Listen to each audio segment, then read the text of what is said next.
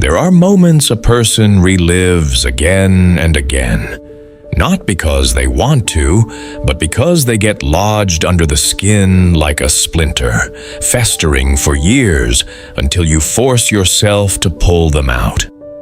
Eli Cordell knew that better than he ever wished he did. He had ground that day in the dry creek bed through his mind thousands of times, and each time the same decision came. It came faster than thought, faster than fear, faster than the cold. Reason whispering, "Don't get involved. You're alone. You've only got 3 horses. Winter's coming. That boy isn't your responsibility." But Eli was already swinging down from the saddle. The boy lay on his side, his wounded leg drawn up to his stomach, clutching a saddlebag as if it held his heart. His left boot was soaked through with blood, a dark stain spreading across the dusty leather like a slow lake. It was hard to guess his age. He could have been 16. He could have been 20. Out here, boys grew up early and grew old even sooner. His face was pale as the bed of a dried-up lake. His lips cracked, and his eyes, huge, black, looked at Eli without hope. With that particular attention a person has when they've already said goodbye to life, but death, for some reason, is taking its time. Eli dropped to his knees. The ground was hot, even in October. He placed a hand on the boy's forehead, dry as sandpaper.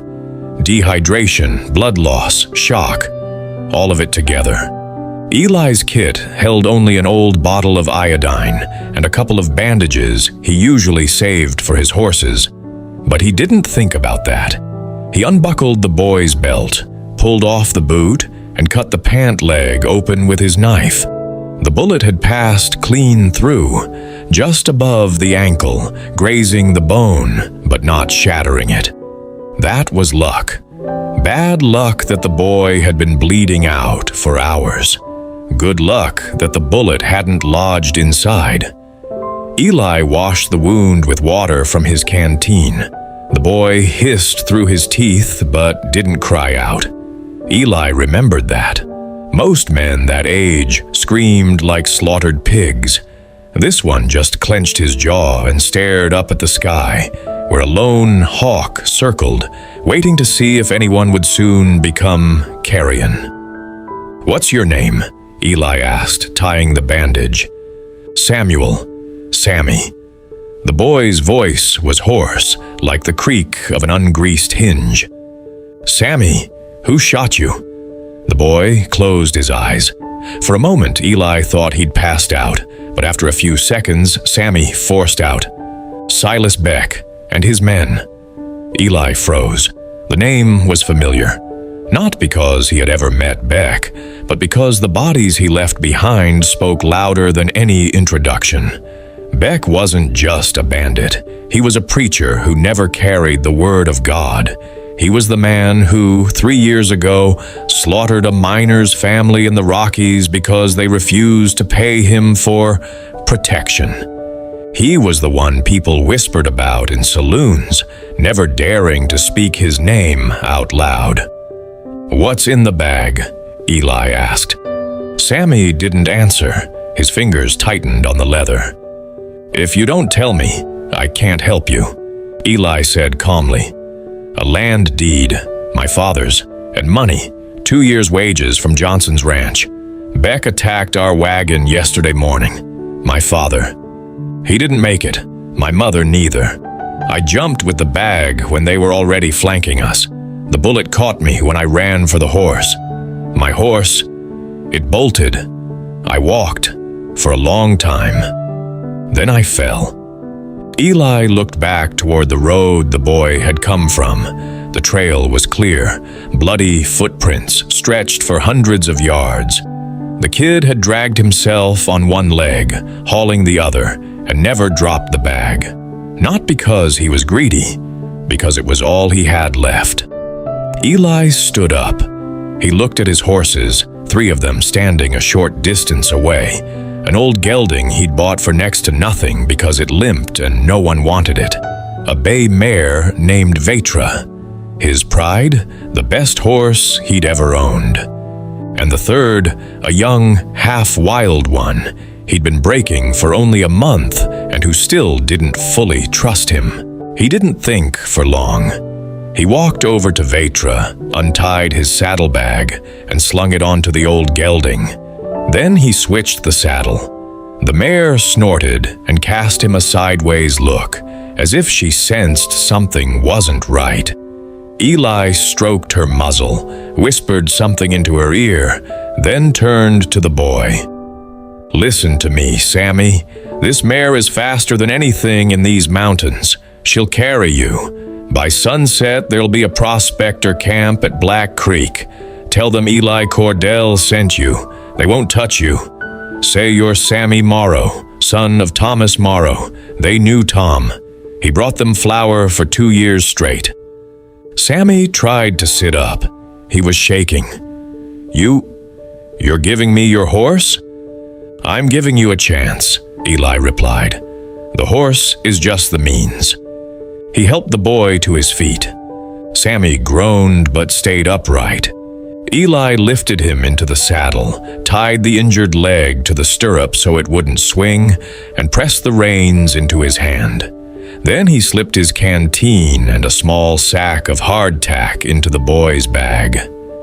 "And you?" Sammy asked. "What will happen to you?" Eli gave a faint smile. It wasn't a cheerful one. "Beck will find out someone took his prize. He'll come for me. It's a matter of days. Then ride with me." "No, if we ride together, he'll catch us both. This way, you get out fast and I stay here. I've still got 2 horses and a couple of cards Beck doesn't know I'm holding." Sammy looked at him for a long moment. There was something in that look that made Eli uncomfortable. Gratitude that couldn't be measured in money, and fear, not for himself, but for the man staying behind. "Go," Eli said, slapping the mare on the rump. Vetra sprang forward, kicking up a cloud of dust. The boy leaned low over her neck, and within a minute they disappeared around the bend. Eli stood in the dry creek bed, feeling the wind cool the sweat on his back. He didn't regret it, not because he was a hero, but because 10 years ago in Texas, a stranger had done the same for him. Eli had been lying in a ditch with a bullet through his shoulder, 3 men on his trail. The stranger had dismounted without a word, helped him into the saddle, and said, "Live, pay it forward." Eli never knew if that man had survived, but he kept his word. Now it was his turn. He led the 2 remaining horses back to his cabin, a small log structure at the foot of the Bighorns, which he had built with his own hands 3 years earlier. The cabin stood apart, a mile from the nearest neighbor, and Eli loved it because it was his. No one had the right to enter without asking. No one could tell him what to do. That evening, he checked every lock, counted his ammunition, 23 rounds for the Winchester, 16 for the revolver. Not much for a serious gunfight. He pulled an old letter from beneath the floorboards, a yellowed sheet tied with rawhide. Inside, there was only one address and one line. "If you need me, leave a sign." The man who had written it was named Elias Vale. He had saved Eli from the gallows in Abilene when they'd tried to hang him for a fight he hadn't started. Eli had repaid the debt. He'd pulled Vale out of a fire during the McPherson ranch blaze. After that, they'd sworn to come to each other's aid, no matter what. Eli took a knife and went outside. On the wooden gate of the corral, he carved a sign, a bird flying over a mountain. Simple, unnoticed to an outsider, but those who knew would understand. If Vale was still alive and still in these parts, he would come. If not, well, Eli had stood alone against many before. 3 days passed in tense ojadania. Eli kept working, patching the roof where the autumn rains had broken through, chopping wood, watering the horses. But every few minutes he would lift his head and scan the horizon. On the second day, he spotted a rider on a distant ridge. The man lingered for a minute, then turned and rode off. A scout. Eli had no doubt. Beck already knew where he lived. On the third night, Eli woke to silence. The coyotes that usually howled until dawn had gone quiet. The wind that always moved through the ravine had stilled. Even the old gelding in the corral had stopped shifting from hoof to hoof. The silence was thick, like the air before a storm. Eli took his Winchester, threw on his coat, and stepped out onto the porch. The moon hung low, bathing the land in a milky light. On the crest of the hill, 200 yards from the cabin, stood 4 figures. They didn't move. They simply watched from above, like wolves that had already chosen their prey and were now deciding when to close in. Eli didn't fire, not because he was afraid, but because he knew.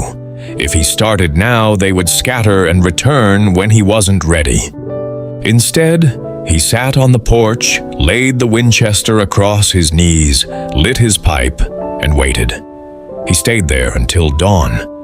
The riders on the hill didn't leave either, but they didn't come any closer. In the morning, they were gone. Eli found 3 empty shell casings on the ground by the gate. 44-40 caliber, the same kind Beck's men used. They had fired into the air, a warning or a mockery. Eli picked up the casings and slipped them into his pocket. He knew this wasn't the end. It was only the first page of a threat, written in a language he understood all too well. On the 4th day, he did something he hadn't done in 2 years.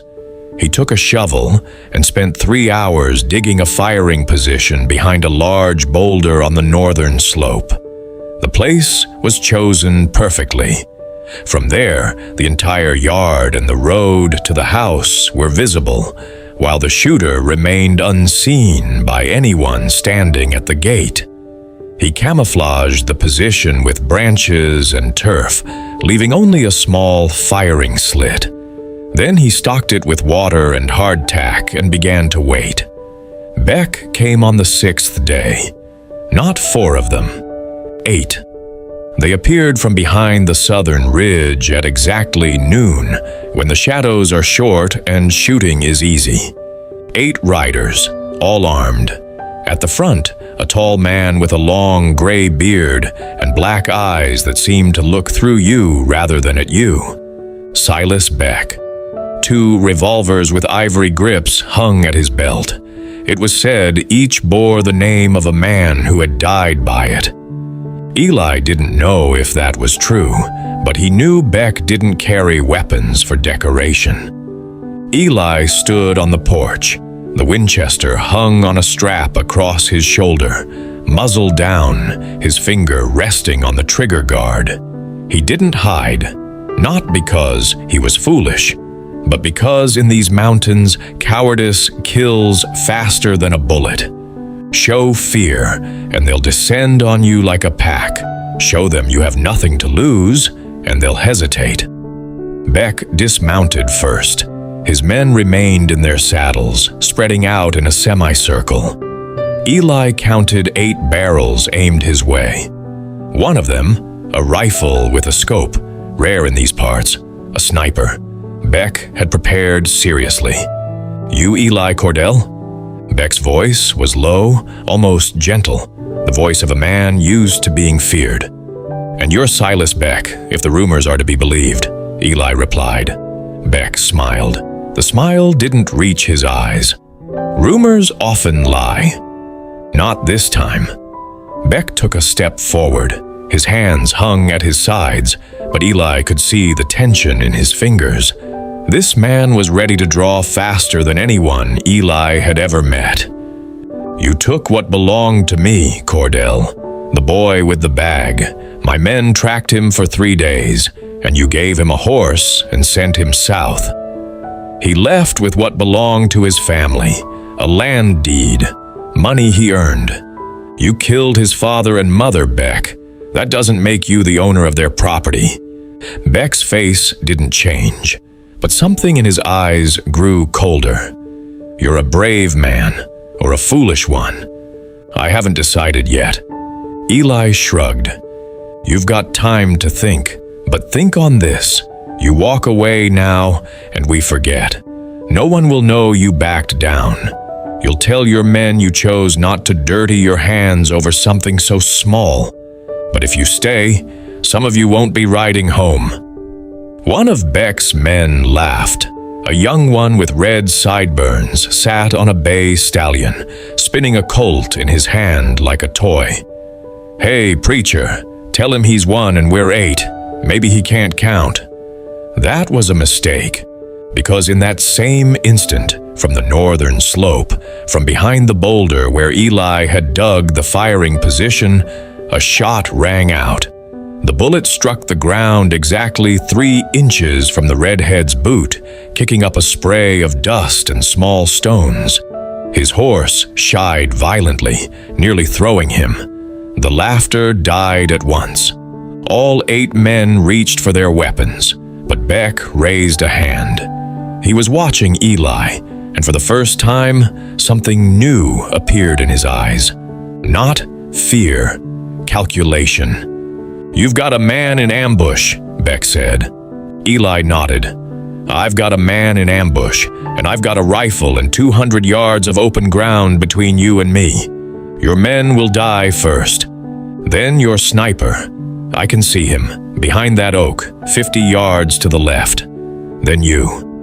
I'll die last, but I'm ready for that conversation. Are you?" Silence fell.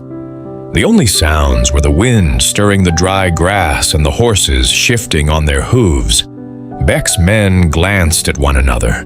They were killers, but not fools. Each of them was calculating the odds. 8 against 2. Those are good odds if the opponent isn't prepared. But if the opponent has been waiting, if he's chosen his ground, if he has a way out, numbers stop meaning much. Beck slowly swept his gaze across the hills. He was looking for the second shooter. But Vale was a professional. He had taken position so well that even the wisp of smoke from his shot was almost invisible. Beck didn't find him, and that was worse than if he had. "What's your friend's name?" Beck asked.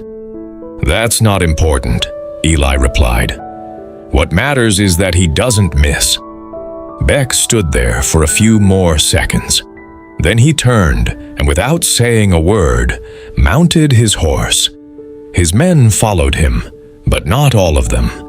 The redhead, the one who had been shot at, remained where he was, his face flushed with anger and humiliation. "Preacher, we'll be back," he shouted. "We'll smoke you out like a rat." Eli raised the Winchester, very slowly so everyone could see. He aimed at the redhead's hat. A shot. The bullet knocked the hat clean off his head, sending it flying into the dust. The redhead ducked, cursed, and spurred his horse after the others. Eli lowered the rifle. He stood on the porch until the dust settled and the sound of hooves faded into the distance. Then he turned toward the northern slope and raised his hand, a short gesture that meant all clear. A man rose from behind the boulder, short, broad-shouldered, with graying temples and hands covered in scars. Elias Vale. He came down toward the cabin, carrying his scoped rifle, a rare German carbine he had once won in a card game from some officer. "You came," Eli said. Vale nodded. "You called." They didn't embrace. In these parts, men don't embrace. They simply stood side by side, watching the road Beck had taken. Vale spat his tobacco into the dust. "8 men. You said there were 8, but I counted 9. Eli frowned. 9? I only saw 8.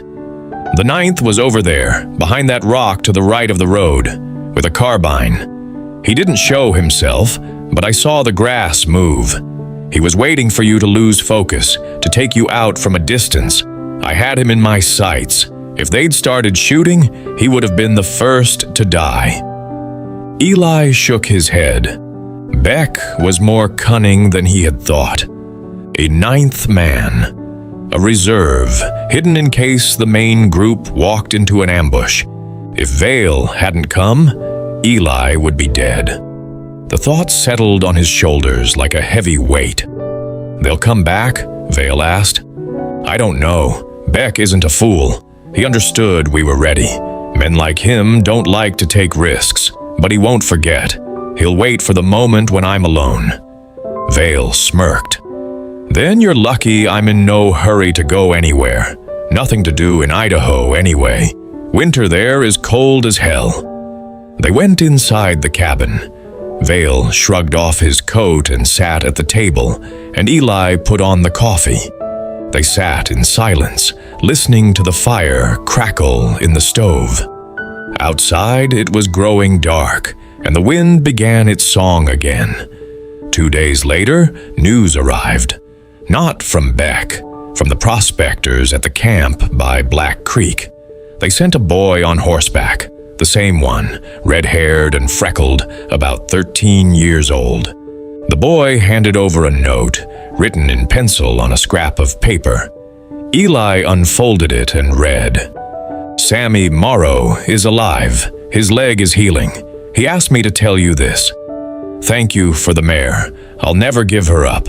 When I grow up, I'll be like you." And the prospectors said to pass along that Beck has gone north. Over the pass, they say he's found himself another target. Might be a lie, but we believe it. Eli folded the note and slipped it into his pocket. He didn't smile. In these mountains, you don't smile at good news, because tomorrow everything can change. But inside him, something shifted. That warm, heavy feeling he had carried for 6 days eased. Vale, reading over his shoulder, said, "That Sammy's a good kid. He's got backbone." "Yeah," Eli replied. "He does." The winter passed quietly. Beck didn't return. Vale stayed, helped with the work, repaired fences, broke the young horse that still didn't trust people. They spoke little, but understood each other without words. At night, they sat by the stove, and Vale told stories about Texas where they had met, about the gallows, about the fire, about how sometimes one right decision can change everything. In the spring, Eli received another letter. This time, it was from Sammy. The boy wrote that he had made it to relatives in Colorado, that his leg had healed and he could walk again, that he had found work on a ranch and was saving money so that one day he could buy Vetra back from Eli. "But don't sell her to anyone else," Sammy wrote. "She's mine now, even if I can't take her yet." Eli didn't reply, not because he didn't want to. He simply didn't know what to say. He had never been good with words. 3 years passed. Eli grew older, but not broken. He had more horses now. He bought 2 mares from a neighbor, and Vetra gave birth to a foal, a bay colt with a white star on his forehead.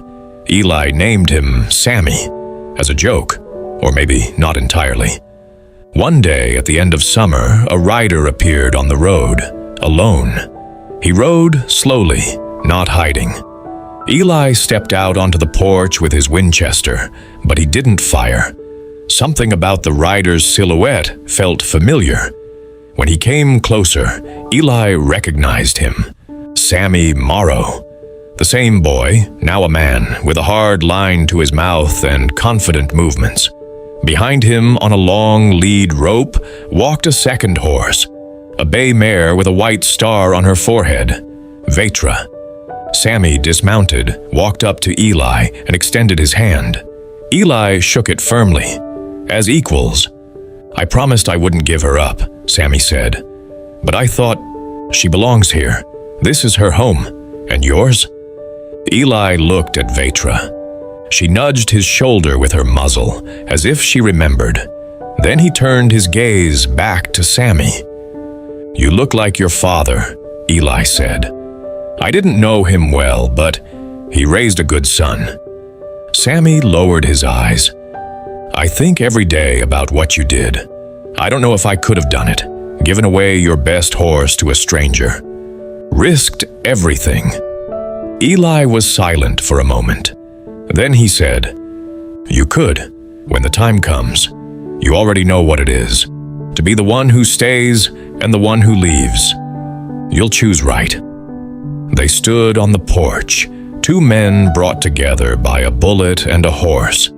The wind carried the scent of dry sagebrush and distant rain from the mountains. The colt named Sammy ran through the corral, kicking up dust. Vale stepped out of the barn, nodded at the guest, and went back inside, leaving them their space. Eli lived in his cabin for many more years. He never became rich. He never became famous. But every autumn, Sammy came to visit, later with his wife, then with his son.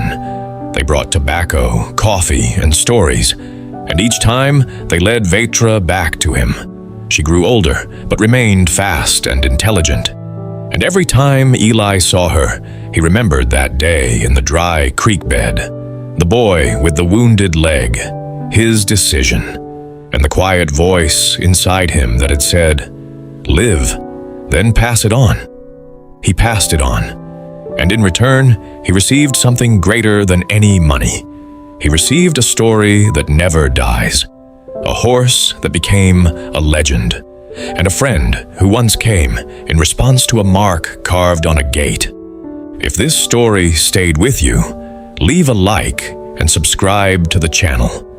In these mountains, every decision leaves a trace, and we will tell you many more stories about those who chose correctly, even when the price was high. And in the comments, tell us, would you give your best horse to a stranger? We want to hear your answer. Thank you for watching and spending this time with us.